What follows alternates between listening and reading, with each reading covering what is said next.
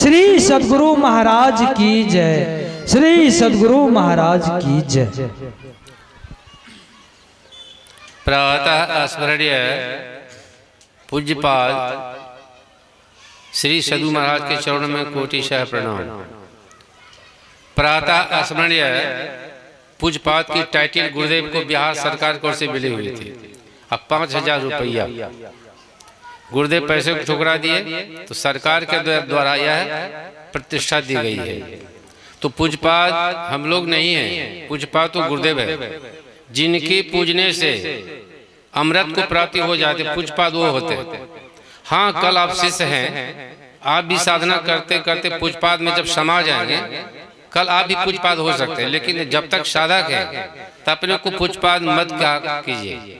कारण आज हम जिसको देखते हैं, बहुत बातें सुनी गई, साथ देते हैं, कल छोड़ के चले जाते हैं। तो वो पूज्यपाद कैसे, जो कभी गुरुदेव के प्रतिष्ठा को बढ़ाते छोड़ते नहीं है, वो पूज्यपाद होते हैं। तो जो पूज्यपाद नहीं बने हैं तो उस पदवी से भागते रहिए। अभी अभी सुने, सबसे पहले प्रवीण जी की क्या नाम है, नवीन, उसका वचन सुने, मुझे याद आ गई कि सुनी समझाई। सुने के बाद समझा जाता है। उनकी माता जिस समय 16 वर्ष की लगभग थे, 87 के दहार में मैं 28 दिनों का लगातार प्रोग्राम दिया था कुम्हारसो भांसी में, जहाँ उनका घर है जिला बेगूसराय। 87 के दहार में उस टाइम में 3 मर्डर्स के गम हो गई थी। कहा बाबा क्यों आ गए? का प्रोग्राम दिया हुआ तो मैं क्या करता, चल रहिए। 28 दिनों तक प्रोग्राम चला और ये लोग सुन समझ करके 50 आदमी को दीक्षित किए। बैलगाड़ी से गढ़पुरा स्टेशन में लोग पहुंचाए 100 आदर। आज उसका रिजल्ट देखते हैं, उनका बच्चा साधु रूप में परिणत हो गया। सुनने समझने का फल यही है कि पुत्रवती जुवती जग सोई, रघुपति भगत जासु, धन्य है माता जिसका बेटा राम का भक्त बन गया। तो माता धन्य हो गया। तो माता को भी संकीर्णता मिटा करके विशाल हृदय रखनी है और बच्चे को भी कभी साथ नहीं छोड़ना। कभी कभी बातचीत करते रहते, अध्ययन ये लोग करते रहते हैं, कभी कभी ये लोग ऊब जाते हैं, होगा तो बाबा को भी छोड़ के चले जाए। ये बातें मुझे अच्छी नहीं लगती। आज तुम साथ देते हो, कल तुम छोड़ के चले जाओगे तो कितना बुरा लगेगा। तो साधु वेश में आया ही क्यों? जो कुछ बचा खुचा साधना में थे, कब मेरे पास आओ। तो साधना की शक्ति भी देख के साधना भी आगे बढ़ा दिया। लेकिन अभी इनको कहते तू सहनशीलता प्राप्त कर ले। जो सहता है उसी का बनता है, जो सहना नहीं जानता है उसका सब कुछ बिगड़ जाता है।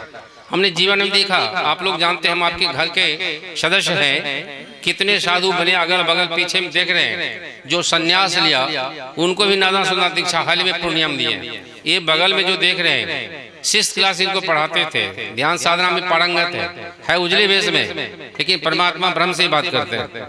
इस तरह से अनेकों हैं।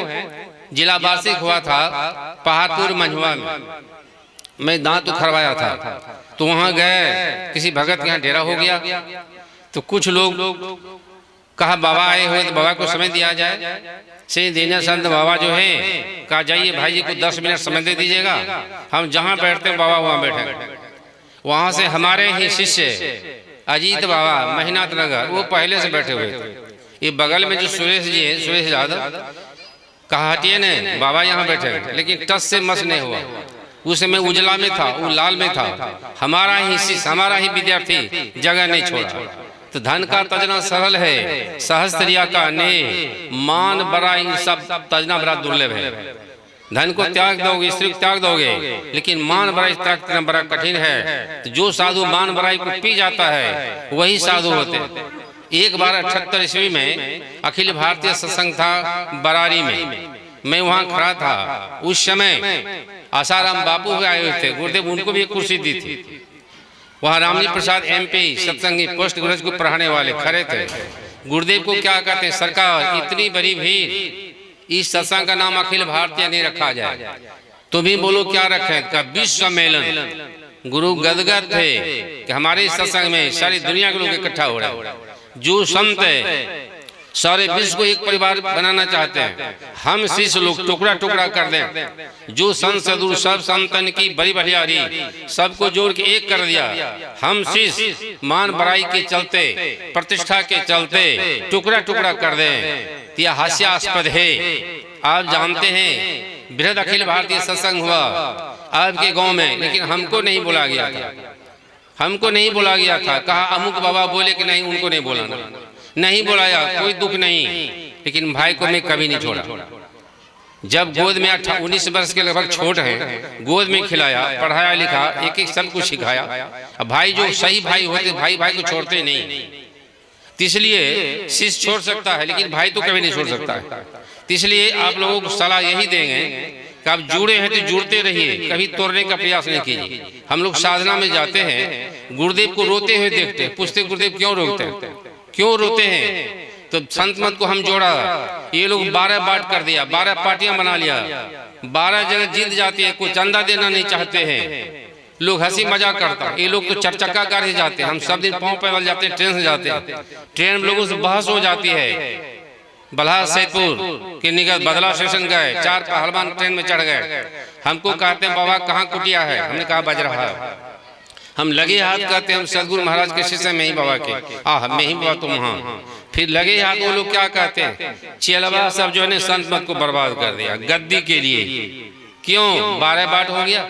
मैं एक बार महसूट में 84वीं में प्रोग्राम में गया था, हमको क्या कहते हैं कि बाबा आप साहिब बाग तरफ है कि संसी बाग तरफ? हम कहा नहीं, दोनों तरफ हम नहीं, हम में ही बाबा की तरफ, हम किसी पार्टी विशेष में नहीं। कल फिर टूटेगी पार्टी तो आप कहिएगा हरिंदर बात्रा भगीरथ बात्रा है। हम गुरुदेव को कभी छोड़ नहीं सकते, हम गुरुदेव तो हम किसी पार्टी विशेष में नहीं है। इस तरह से पार्टियों बिखरन की आवाज क्यों आती है, क्यों सुनने को मौका मिलता है?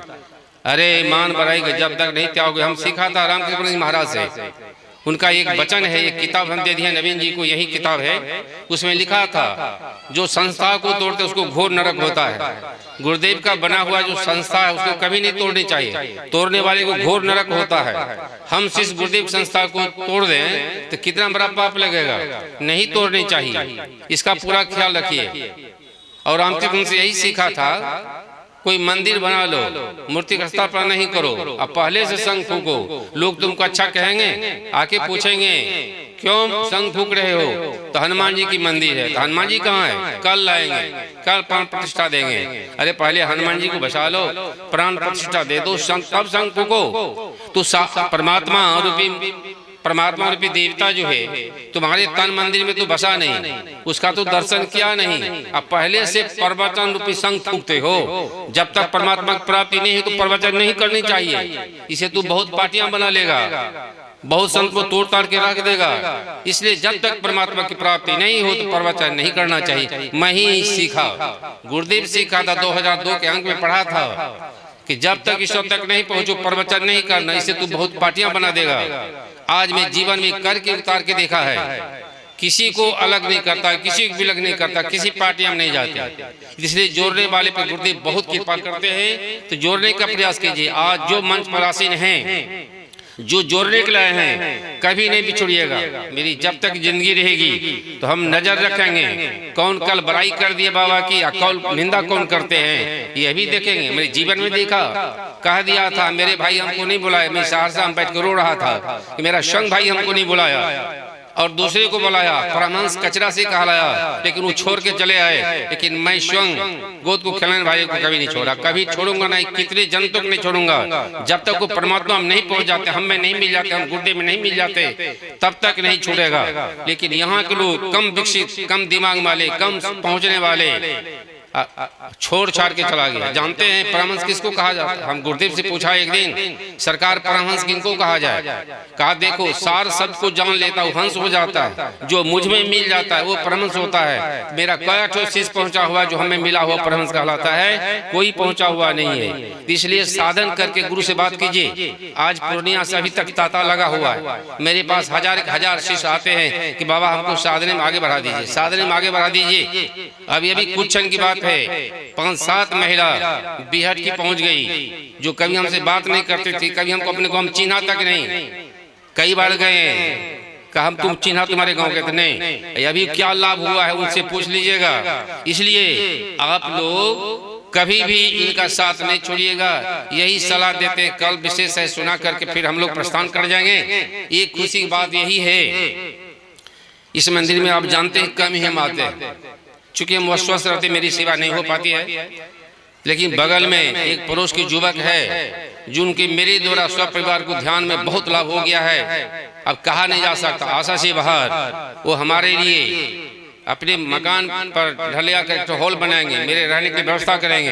अब प्रत्येक जीवन भर जब तक मेरी जिंदगी रहेगी, तो 7 दिन का जो शिविर 25 जनवरी से चलेगा, दिसंबर से, तो वो भी अपने घर पर रख दिया कि जब तक आपकी जिंदगी रहेगी तब तक मेरे घर पर आप साधना विशेष के लाते रहेंगे।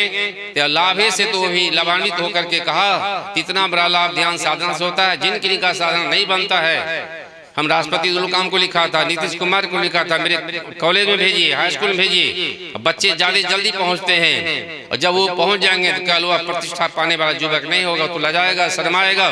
जो अंधकार में रहेगा वही किसी साधु का विरोध करेगा, जो प्रकाश में जाएगा, सब साधन में जाएगा, वह किसी का विरोध नहीं कर सकता। यही सलाह देते हैं, विशेष कार्यक्रम चलाइए। श्री सदगुरु महाराज महाराज की जय। श्री सदगुरु महाराज की जय।